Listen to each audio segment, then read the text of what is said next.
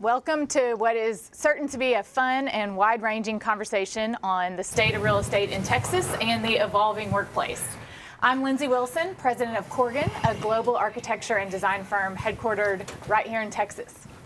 I've spent my career creating high-performing workplaces for a variety of organizations. Our team at Corgan has been really fortunate to work with many companies that have either relocated or greatly increased their Texas presence over the past few years. Companies like Toyota, Caterpillar, Charles Schwab, Keurig Dr. Pepper. I have always found workplace design to be incredibly rewarding, partnering with clients to create places that reinforce culture, support business goals, and most importantly, empower employees. But the way we think about the places where we live, work, and play continues to rapidly evolve. That would probably be an understatement. Today, organizations across our great state are finding balance between virtual and in-person activities and really just wrestling with the big question, what is the purpose of our places? So on that note, I want to introduce my guest today. I've got Byron Smith.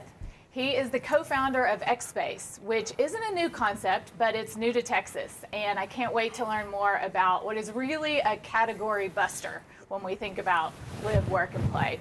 I'm also joined by former NFL lineman, multifamily and commercial project manager with Pritchard Associates, and investor in XSpace. So many titles, so many things. There's a few hats there. Lyle, Sendlein. So welcome, you guys. Thanks for doing this. Thanks for having us. It Thank should you, be Lindsay. fun. I'm going to start with you, Byron.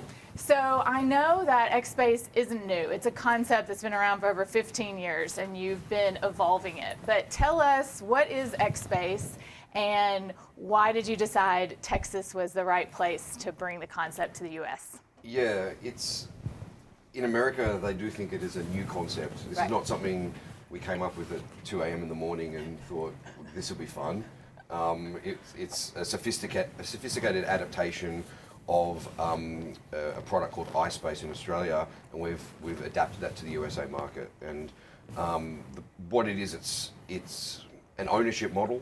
The product itself is like almost like mini warehousing, very modular. And what we do is we create it's a space that sits between residential and industrial. It evolved from an industrial product, and it sits in between how people see their residential space and what was traditionally light industrial. So you buy a space in XSpace, and then you can make it whatever you want it to be. Yeah, so it's a condominium model. You own 300 square feet, 3,000 square feet, and it's a blank canvas. So that's a good and a bad thing. When you're trying to market something that can be anything to everyone, that's hard. But when you actually engage in a dialogue and people understand what you're doing, it's something that people are really resonating with, particularly the ownership aspect of it. So why Texas? See what I did there? Hey. Why Texas? The abbreviated story is that I was living in New York and my business partner was living in Los Angeles, and we were trying to do this in those areas, and we were looking around and we're going, this is hard, this is tough. Planning permissions. I can list all the issues, right? Cost of land, etc. And I was in Houston at Papacito's around Thanksgiving with a margarita, and I saw all good things happen. Yeah. It was a good time. And I remember it distinctly. I saw a dense, kind of ugly office building, a church with a little school attached to it, and a strip club. And I said, that's a little on the nose, isn't it? Like, why is that allowed? And the guy next to me, who also had a margarita, just looks at me and goes, there's zoning in Houston. Yeah. I was like, okay. And that was a catalyst for me and Tim to come to Texas. We went to Houston and Austin. We did a road trip, and we just go, all right, this is where we need to be. So we started off in Austin for a variety of reasons. We've got Houston and Dallas going now, but really it's pro-business. Yeah. It's easy to do. There's no other place you can just turn up, like an Australian that lives in New York, turn up and just go and build a business like we have. Yeah. Right? That's kind of insane. Texas story. Yeah, you just turn up and you can do it, and it's and our intention is really to lay a platform here in Texas so that we can grow nationally. So Lyle, you went to college at UT, played football at UT, left, played in the NFL, came back to Austin. And you've been involved in a lot of different project types, multifamily, commercial in Austin, but you decided not just to work with XSpace, but to invest. Yeah, So yeah. tell us why the concept was interesting to you.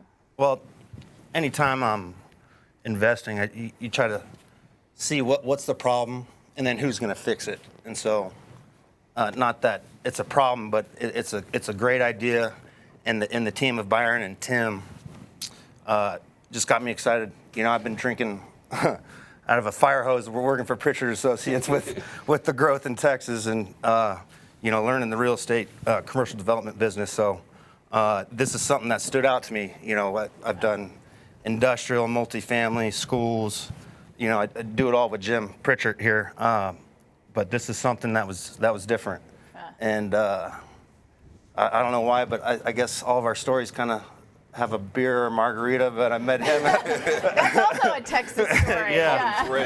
We were at a brewery in Austin. I met Byron, and yeah, I didn't end up getting in on the Austin deal, but yeah, I'm on the cap table for the Houston deal, and working maybe some future other Texas projects. But yeah, I just got excited about these guys, and then learning how it had such success in Australia, and to really get it turned on here was something I wanted to be a part of. So in addition to you being part of the expansion in Texas, you also have a partnership with Staubach Capital, with Jeff Staubach. Yeah, we're keeping it Texas. Yeah, we've got a programmatic deal with them to roll things out. So we're doubling down on Texas, I suppose. And we met with them, and they saw the vision and saw what we're trying to do. Yeah. It was a pretty easy conversation, and yeah, we're excited to be involved. So I'm going to shift gears a little bit. Something that we are seeing a lot of in the workplace as companies are figuring out what's important to them about their places. We hear a ton about creating community. Yep. And people might not have missed, you know, sitting at their desk and working during some of the work from home period, but they did miss socializing with their colleagues. They did miss mentorship and just the community that's created in our work environments. So how does XSpace create community, and has that evolved in the design? Yeah, well, there's a few ways you can approach it, but with the way we've built our community, it's almost like a good party. A good party always has a diverse array of people in it. You know, it's someone from a different industry, someone doing something interesting. I think the common thread with our owner group is they're all cool and interesting people or businesses, and bringing them that diversity together creates a very strong sense of community. I think the idea also of you know, another layer on top of that is the ownership aspect. Going back to that, when you own something, or even if you're a long-term renter in a facility, you have a sense of pride and you have a sense of community. So that layers on top of it as well. And then I think the third part is putting the lounges in the way we have, which are very multifunctional. It can have a conference and do something like this in the morning. You can cater something in the afternoon with a professional grade kitchen, and then you can have beers and watch football in the evening. So it's just layering all those elements of of how people are using space, right? Wow, do you know what you're going to use yours for? There'll probably be a beer fridge in there. Yeah, Well, you work in there. It's exciting. You know, I'll have a mezzanine on there or in there. Probably separate that as a good workspace. You know, roll out, you know, sets of plans and study those, and have that space to do that up there. But also, while we get along, I'm a car guy. My wife would probably appreciate it if I got some of my cars out of the house. Yeah, and the concept is fascinating in that way, because I think people do like to create spaces for what they're passionate about, or spaces separate from home. I think that's another thing that we've really seen a big trend in, and you may not be able to add on to your house or do exactly what you want. So it's a real interesting, I call it a category buster. To me, it's like, what exactly is it? And that goes back to what we talked about before, is like, I mean, it's the lens in America where we've put this product. It is opening up a new genre of how you use space, and people are looking at it through the lens of residential. Like him, it's like, well, if I want 500 to 1,000 square feet, you know, I don't want to go sell my house and then make an addition and do all this stuff. Yeah. I can have this space which is outside the home, and it makes a lot of sense, and people see it through the residential lens, although it is an industrial product. Yeah. So. The other thing I wanted to get y'all's thoughts on, something we're really seeing in commercial and office product is this flight to quality. So it started way before the pandemic. We were really seeing the nicer buildings, developments that truly had a live, work, play aspect. Organizations were willing to pay more to get the quality that their employees were really looking for. Now that we're in this recruiting and retention talent battle everywhere, we're seeing quality become even more important. Lyle, I'm curious, in projects that you're working on and in Austin, are you seeing the same kind of flight to quality? Yeah, I'm typically in an office product. You know, all the money spent in the lobby, multifamily. It's the amenities, but you know, as people are working more from home, you know, they're wanting better materials in their apartments, and you know, the cabinets of better quality. It's in every aspect. You know, flooring. You know, some of our clients let the first renters, they get to pick their flooring. So it's, you know, they're just catering to people that are wanting to move in their space and see that quality, and because keeping people in a certain place for a long period of time is what the name of the game is right now. Are you making any changes as you design future product? Yeah, absolutely. We're going more and more upscale, and we're just following what people want. We were sort of taken back, particularly in the maybe the Texas market, but the American market. People are willing to pay up for that, and there is a big flight to quality. Mm-hmm.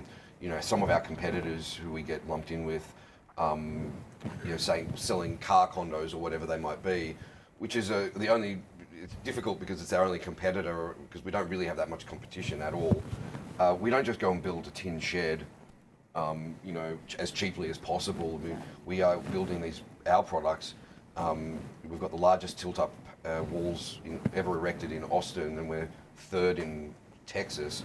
It's built like an A-class office building. Yeah. And the insides, you know, we talked about like lighting and how we evolve lighting and using light where light's coming in, windows, and you'll see it evolve both in the Austin project and our other ones, how, you know, not just, I suppose, going upscale for upscale's sake, but making it a better environment, a more quality environment as we go along.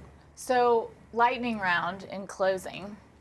Future predictions for what's next in real estate in Texas? Any crystal ball? I think at a very macro level, I think office will bounce back a lot quicker than retail.